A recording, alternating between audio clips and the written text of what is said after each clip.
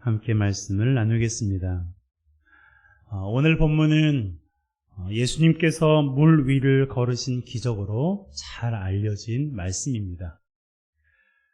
예수님께서 물 위를 걸으신 이유는 다름 아닌 제자들이 자신을 믿게 하기 위해서였습니다.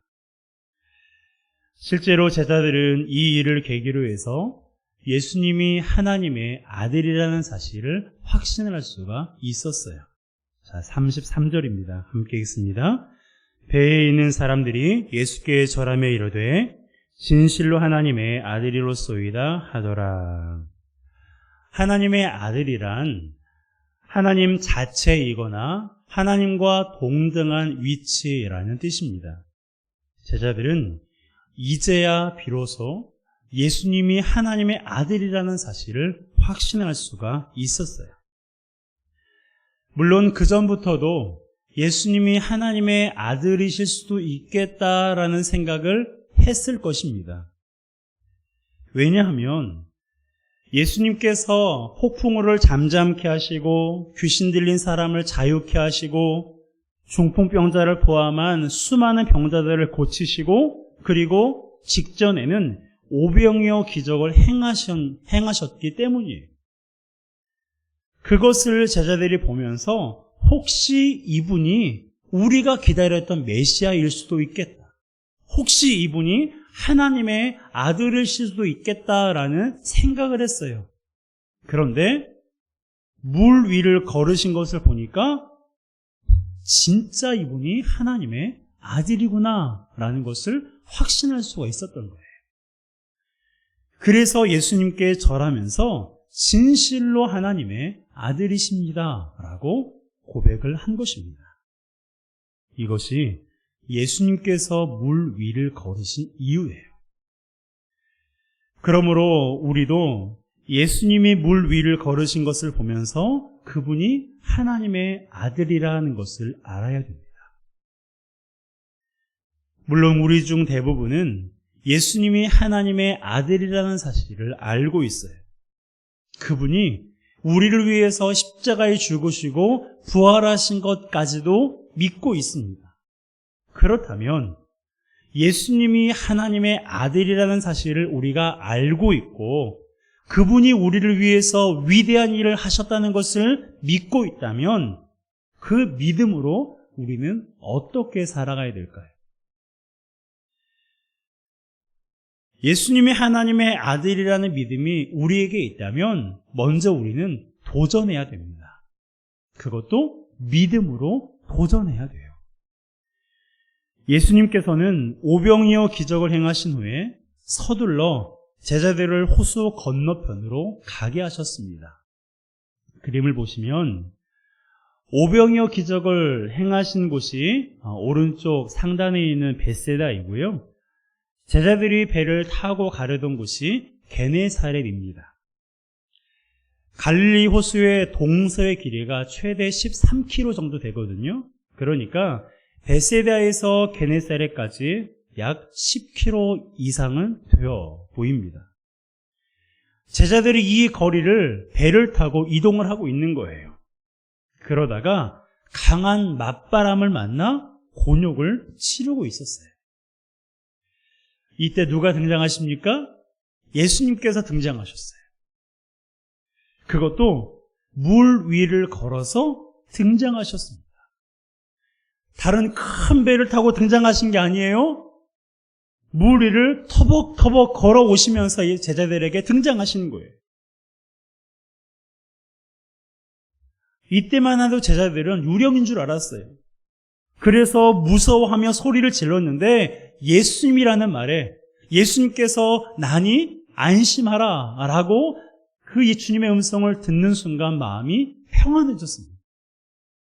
그런데 이때 베드로의 호기심이 발동했어요.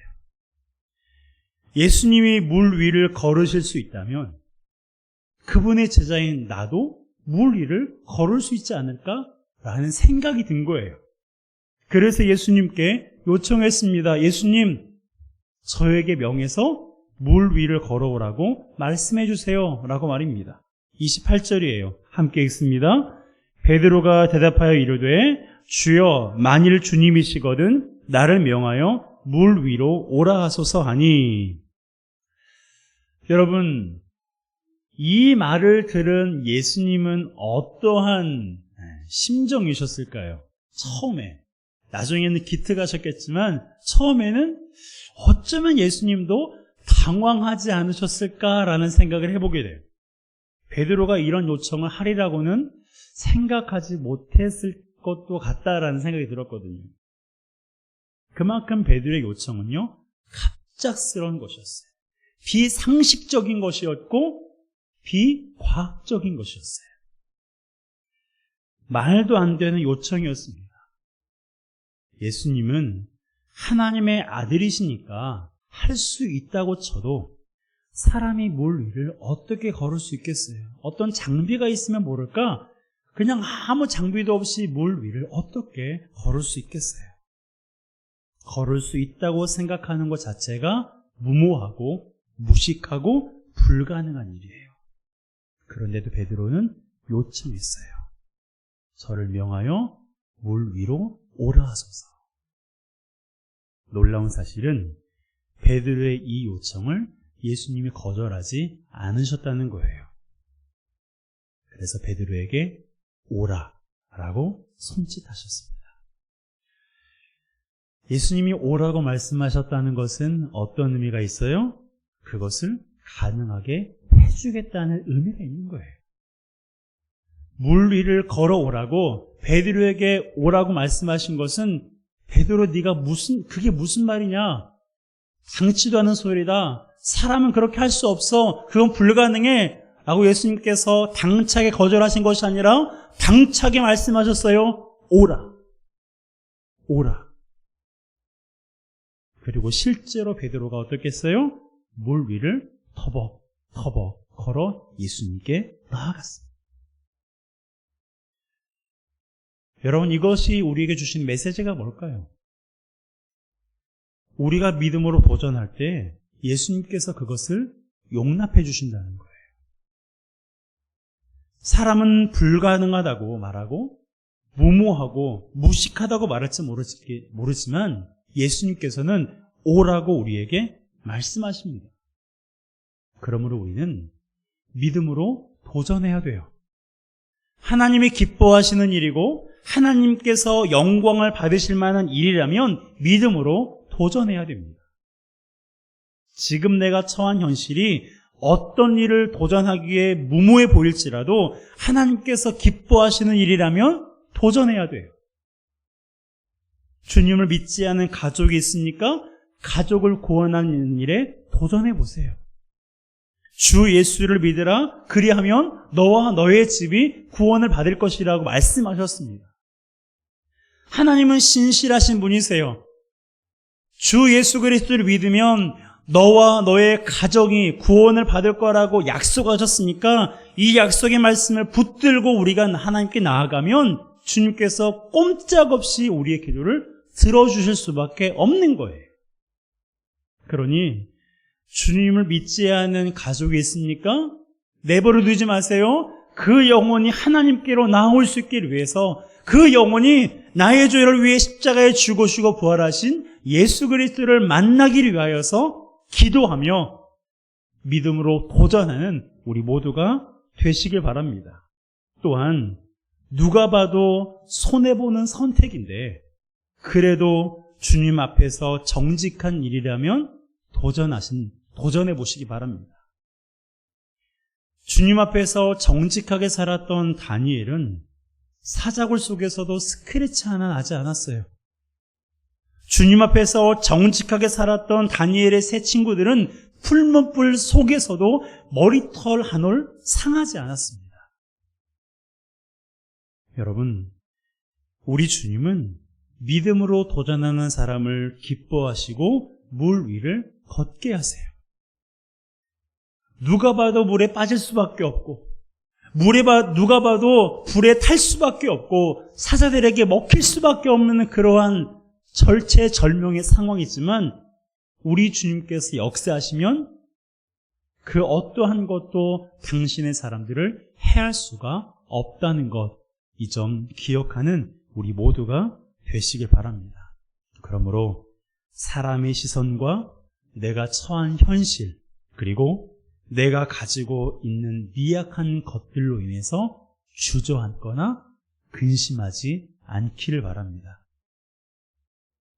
하나님이 기뻐하시고 하나님께서 영광을 받으실 만한 일이라면 기꺼이 믿음으로 도전하여 하나님께서 행하시는 크고 놀라운 일들을 경험하는 우리 모두가 되시기를 주님의 이름으로 축복합니다.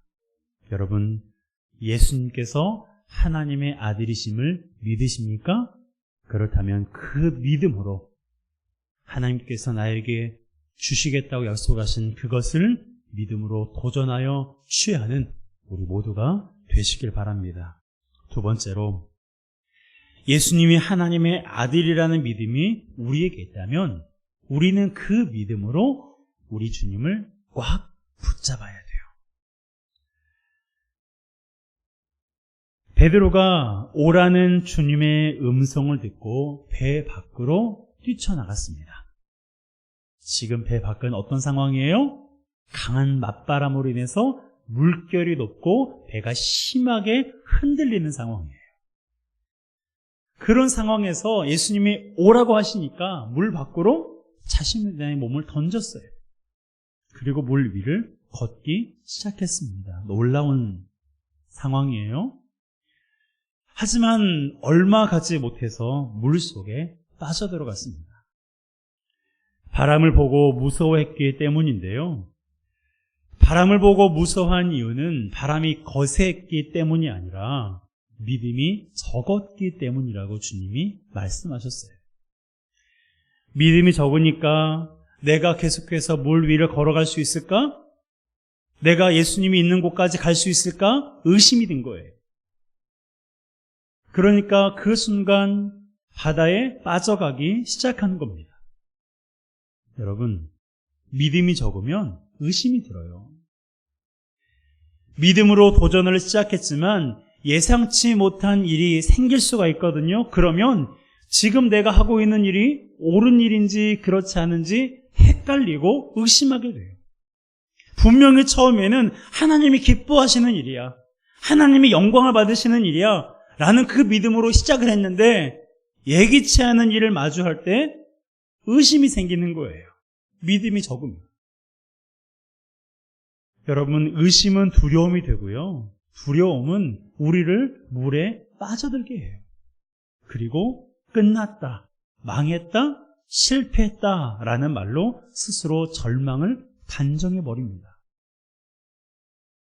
하지만 오늘 본문을 통해서 우리가 알 수 있는 것은요, 물에 빠져들어간다고 해서 끝입니까? 끝이 아닙니까?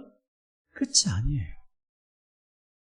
거센 바람이 부는 그 험악한 물에 빠져들어간다고 해서 지금 베드로의 인생은 끝난 게 아니에요. 우리가 믿음이 적어서 의심하고 두려움에 있을지라도 우리 주님께서는 우리에게 손을 내밀어서 우리를 꽉 붙잡아 주세요. 자, 31절입니다. 함께 읽습니다. 예수께서 즉시 손을 내밀어 그를 붙잡으시며 이르시되 믿음이 작은 자여 왜 의심하였느냐 하시고. 여러분, 예수님께서 즉시 손을 내밀어서 베드로를 붙잡으셨어요. 재빠르게 대처하신 거예요.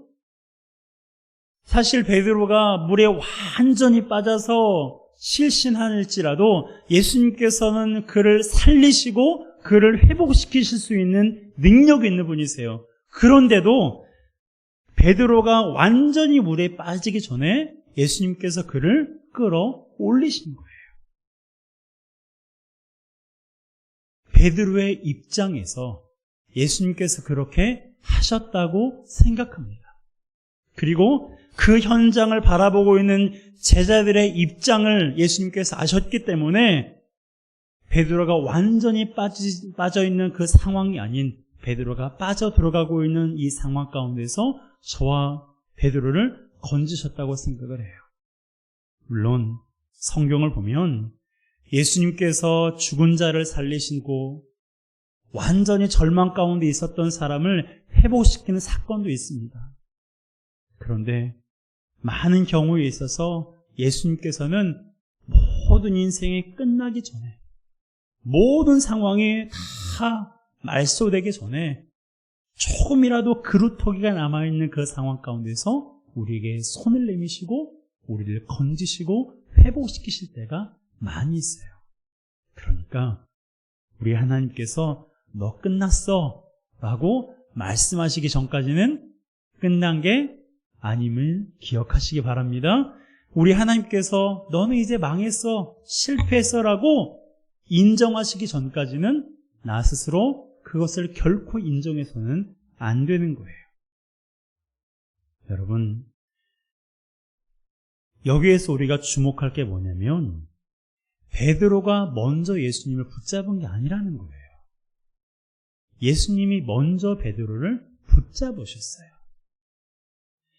예수님이 먼저 베드로를 붙잡으시니까 베드로가 그제서야 예수님을 붙잡았던 거예요. 여러분, 우리가 삶의 문제와 위기에 봉착했을 때 하나님을 붙잡아야 되는데 우리가 하나님을 붙잡을 수 있는 근거가 무엇입니까? 하나님께서 이미 나를 붙잡고 계시기 때문인 거예요. 하나님이 나를 붙잡지도 않은 상황에서 우리는 하나님을 붙잡을 수가 없어요. 하나님이 나를 사랑하지도 않은 상황에서 우리는 하나님을 사랑할 수 없어요. 하나님이 우리를 너는 오늘부터 내 자녀야 라고 선택하시기 전까지는 어느 누구도 하나님의 자녀가 될 수가 없는 것입니다. 먼저 우리를 사랑하셔서 우리가 하나님을 사랑하는 것이고, 먼저 우리를 선택하셔서 우리가 하나님의 자녀가 되는 것이고, 먼저 우리를 붙잡아 주셨기 때문에 우리가 삶의 문제와 위기 가운데서 하나님 살려주세요라고 붙잡을 수 있는 거예요.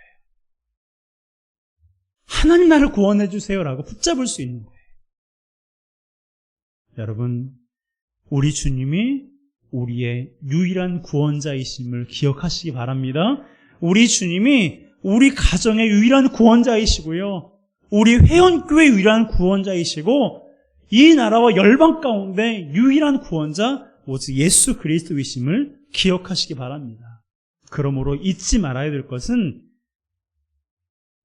그분의 손이 능력의 손이고 은혜의 손이기에 항상 우리를 향하여서 손을 내밀고 계신다는 사실이에요. 평상시에는 손을 접어뒀다가 우리가 힘들고 어려워서 하나님 살려주세요라고 할 때만 손을 내미시는 그런 분이 아니고요, 항상 우리를 향해서 손을 내밀고 계신다는 거예요. 평상시에는 손을 잡고 걷기를 원하시고 위기 시에는 손을 잡고 일어서기를 원하시기에 주님은 손을 내밀어 우리를 붙잡고 계시고 우리와 동행하고 계시는 것입니다. 그러므로 우리가 할 일은 뭐예요? 1년 365일 주님의 손을 항상 붙잡고 있는 거예요. 주님의 손을 붙잡고 학교에 가고, 주님의 손을 붙잡고 직장에 가고, 주님의 손을 붙잡고 일터로 가고, 친구를 만나러 가고, 주님의 손을 365일 붙잡고 가는 사람, 우리 주님께서 설령 비바람을 만나 어려움 가운데 있을지라도 주님의 손으로 우리를 건지시고 인도하시는 줄을 믿습니다. 여러분, 그러면 의심이 들 일도 없고요, 거센 바람으로 인해서 무서워할 일도 없어요. 사람이기 때문에 근심이 있을 수 있고 염려가 있을 수 있어요. 저도 근심도 있고 염려도 있고요, 때로는 불안하기도 해요. 하지만 그것이 저를 삼키지 못하도록 그런 생각이 들 때마다 하나님 앞에 부르짖어 기도합니다. 왜냐하면 그분밖에 의지할 분이 없거든요. 하나님께 기도할 때 하나님께서 건져주시고 하나님께서 내 손을 꽉 붙잡아 주신다는 것을 알기에 하나님 앞에 기도하며 나아가고 있습니다. 여러분, 우리는 하나님의 자녀들입니다. 우리는 예수님이 하나님의 아들이라는 사실을 이미 알고 있고 믿고 있는 사람들이에요. 그렇다면 예수님께서 우리 가운데 선한 일을 행하시는 분임을 알기에 믿음으로 도전하고 또한 주님의 손을 꼭 부여잡고 살아가는 우리 모두가 되시길 바랍니다. 우리 주님은 결코 우리의 손을 놓지 않으십니다. 우리가 인생의 어려운 길을 걸어갈 때 사방에 막혀서 어느 누구에게도 도움의 요청을, 도움의 손길을 내밀 수 없는 그 상황에서도 우리 주님은 여전히 우리와 함께 계시고 우리를 붙잡아 주고 계심을 기억하시기 바랍니다. 그 주님으로 인해서 올 한 해 승리하시기 바랍니다. 그 주님을 꽉 붙잡음으로 우리를 향하여서 거세가 불어오는 그러한 수많은 비바람을 넉넉히 헤쳐나가 하나님을 영화롭게 하는 저와 여러분들의 삶이 되시기를 주님의 이름으로 축복합니다. 이 시간 함께 찬양하겠습니다. 주님여 이 손을 꼭 잡고